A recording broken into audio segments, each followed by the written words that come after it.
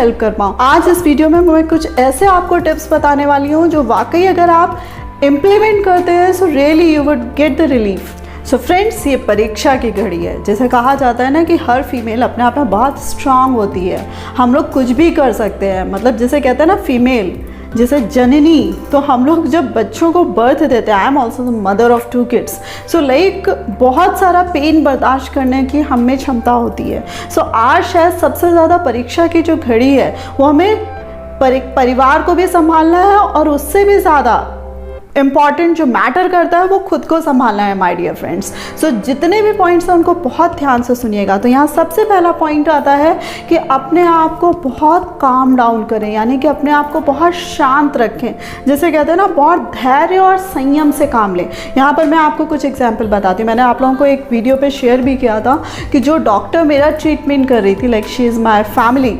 सो उसकी फैमिली में अगर मैं बात करूँ, she is my real sister's daughter in law. आप विश्वास करेंगे कि वहाँ पर सबको कोविड हो गया है। मेरे सिस्टर को हो गया है, जो वो डॉक्टर थी, जो डॉटर इन लॉ, उसको भी हो गया है, उसके हस्बैंड भी को भी हो गया है, एंड इवन देन उसके 1 साल के बच्चे को भी कोविड हो गया है। मतलब सब इन्फेक्टेड हैं। वो लोग धीरे धीरे रिकवर कर रहे हैं, लेकिन फिर भी सारे के सारे इन्फेक्टेड हो गए।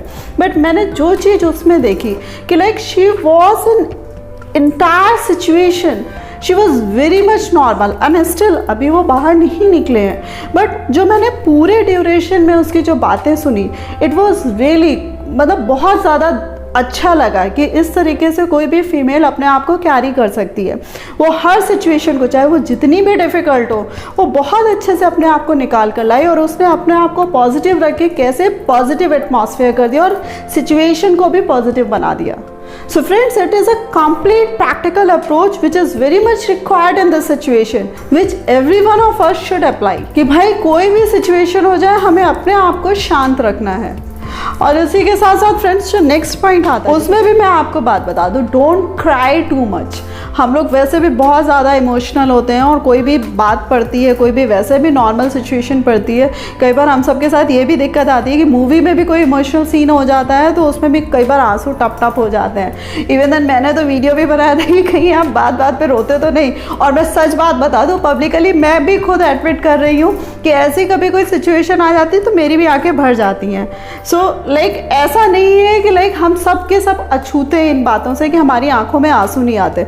मुझे भी इधर जितनी भी न्यूज़ मिली तो डेली मेरी भी आंखों में आंसू आ जाते हैं और मुझे ना अपने आप को संभालने में थोड़ा सा टाइम लगता है। सो यहाँ पर मैं आपको एक और टिप देना चाहती हूँ कि जब भी आपको कोई भी इस तरीके की न्यूज़ मिलती है या कई बार इस तरीके की सिचुएशन आ रही है, इस तरीके के इमोशन आ रहे हैं, प्लीज़, मतलब कई बार हमारे हाथ में नहीं होता है।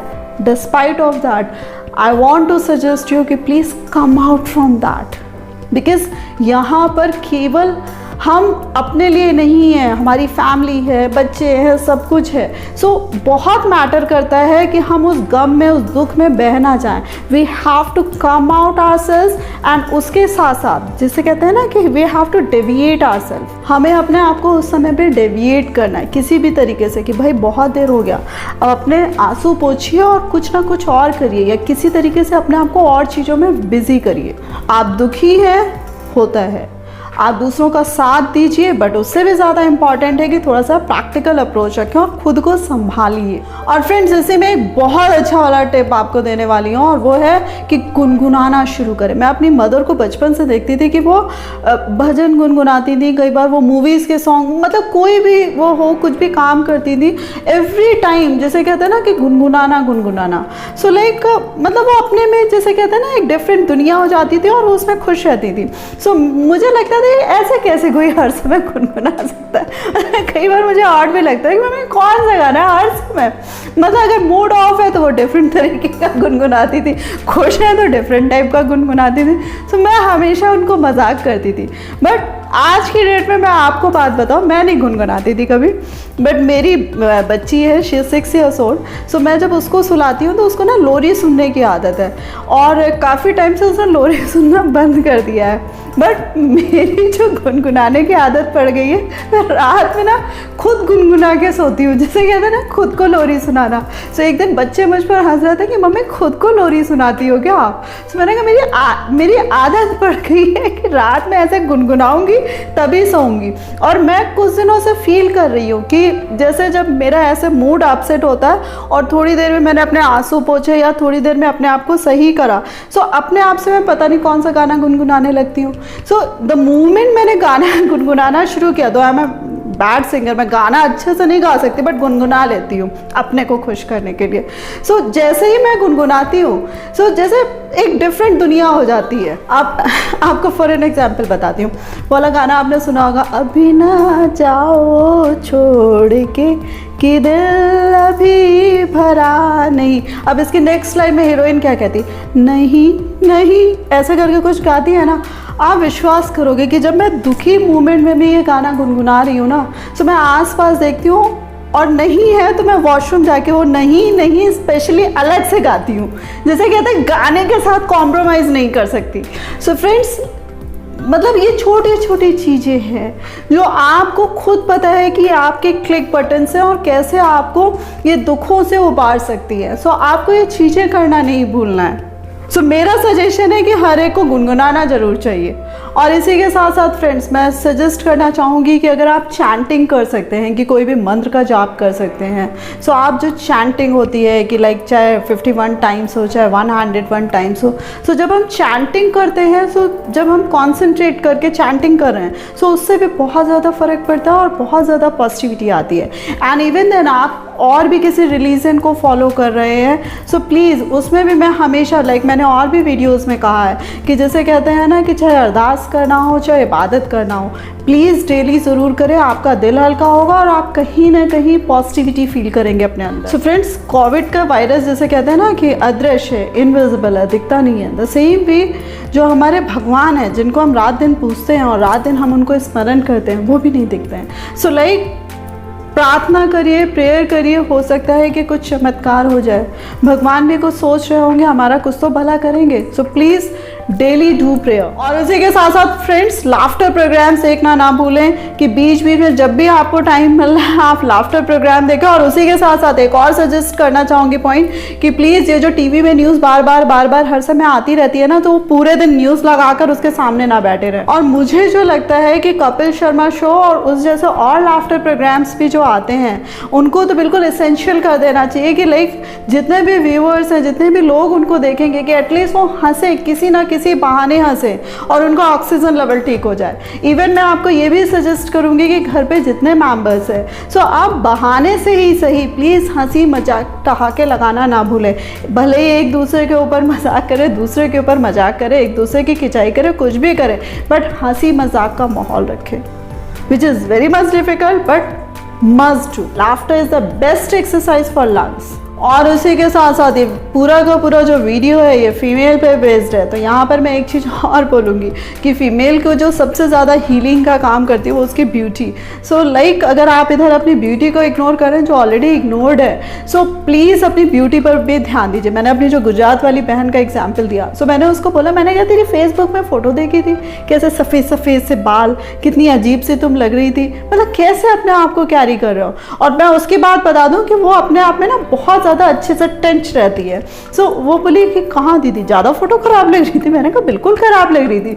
मैंने कहा यार तुम रोते रहोगे कि या कुछ अपने आप को थोड़ा सा सही करोगे। शी सेड कि दीदी अभी टाइम नहीं मिला, बहुत दुख लग रहा है। मैंने कहा यार ठीक है, दुख करते करते थोड़ा सा अपने आप को ठीक कर लें। सो लोग बहुत मजाक उड़ाते हैं फीमेल्स पे कि फीमेल्स को ब्यूटी की बड़ी चिंता रहती है, मेकअप की बड़ी चिंता रहती है, अपने आप को ठीक से कैरी करने की बड़ी चिंता रहती है। बट यहाँ पर मैं इसको as a positive tool use कर रही हूँ कि प्लीज़ अपने आप को मेंटेन करिए। ये अपने आप को डेविएट करने का भी एक बहाना होगा। So please do that. Daily एक ही तरीके के कपड़े मत पहनिए। आप घर पे हैं, माना कि मूड ख़राब है, आप सही नहीं हैं, लेकिन फिर भी कोशिश करिए कि ड्रेसेस चेंज करें। इवन देन मन नहीं कर रहा है कि नेल पेंट वगैरह लगाएं क्योंकि इतनी सारी सैड न्यूज़ सुन रहे हैं, बट फिर भी आप अपने आप को डेविएट करके नेल फाइल करिए और नेल पेंट लगाइए।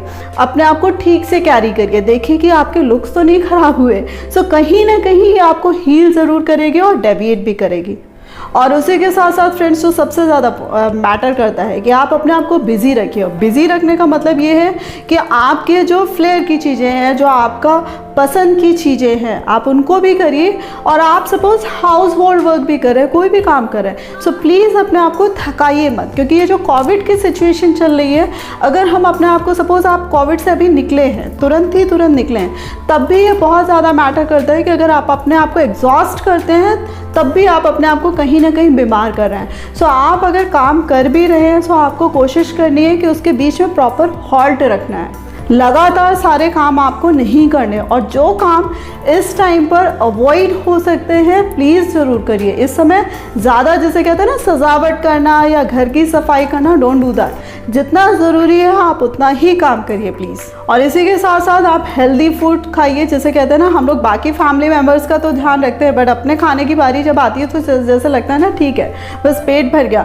सो ये जो चलता है वाला एटीट्यूड है, प्लीज़ इस समय कैरी मत करिएगा। प्लीज़ जो भी आप खाना खा रहे हैं, please take that the healthy food, और जैसे कहते हैं ना कि कंप्लीट डाइट लेने की कोशिश करिए। सो बाकी फैमिली मेम्बर्स का भी ध्यान रखिए, उनको भी उसी तरीके की डाइट दीजिए। द सेम वे अपनी डाइट में अपने साथ भी कोई कॉम्प्रोमाइज़ मत करिए। And last but not the least, ये पॉइंट सबसे ज़्यादा मैटर करता है कि इस समय जितने भी नेगेटिव थिंकिंग के लोग हैं, जो हर समय दुख और इस तरीके की बातें करते हैं, सो प्लीज़ आपको अगर उनका फ़ोन अटेंड भी करना पड़ा, आप सिंपैथी ज़रूर रखिए, उनके साथ दुख भी मनाइए, आप उनकी हेल्प भी कर दीजिए, बस लेकिन उनके बहाव में मत बहिए और हर समय उनसे बात मत करिए और ख़ुद को नेगेटिव ना करिए। क्योंकि कोविड से लड़ने का जो सबसे बड़ा टूल है, वो मैं जो मानती हूँ वो ये है कि आपकी पॉजिटिव थिंकिंग। जैसे कहते हैं कि आपने अगर पॉजिटिव थिंकिंग रखी, खुद को खुश रखा, खुद को स्वस्थ रखा, सो बाय गॉड मैं आपको सच में बता दूं कि ये जो कोविड का वायरस है ना, ये ऐसे निकल जाता है। और मैंने ये फाइट खुद से भी लड़के देखी है। सो बिलीव मी फ्रेंड्स, ये जितने भी पॉइंट्स मैंने आपको बताए हैं, ये सारी की सारी चीज़ें मैंने खुद में भी इम्प्लीमेंट करी है और अभी भी खुद में इम्प्लीमेंट कर रही हूँ। बिलीव मी, डेली मेरे साथ भी ऐसा हो रहा है कि कोई ना कोई ऐसी सैड न्यूज़ या कुछ ना कुछ इस तरीके की चीज़ें घट रही हैं जिससे खुद को उबारना वाकई बहुत मुश्किल हो रहा है। But we are important, again जहाँ से मैंने शुरू किया था, we are important for our family. And सबसे बड़ी बात है जो मैं बार बार बोलती हूँ, we are important for ourselves. हम लोग अपने लिए भी बहुत ज़्यादा मैटर करते हैं। So please love your life dear. जैसे कहते हैं, मेरा जो तकिया कलाम रहता है, लव यू ज़िंदगी। सो प्लीज़ हम सबके पास, जिनके पास ज़िंदगी अभी है, प्लीज़ अपनी केयर करो, अपने को खुश रखो please. It's a duty, it's a responsibility. So my all dear friends, take care of your self, be safe, be healthy.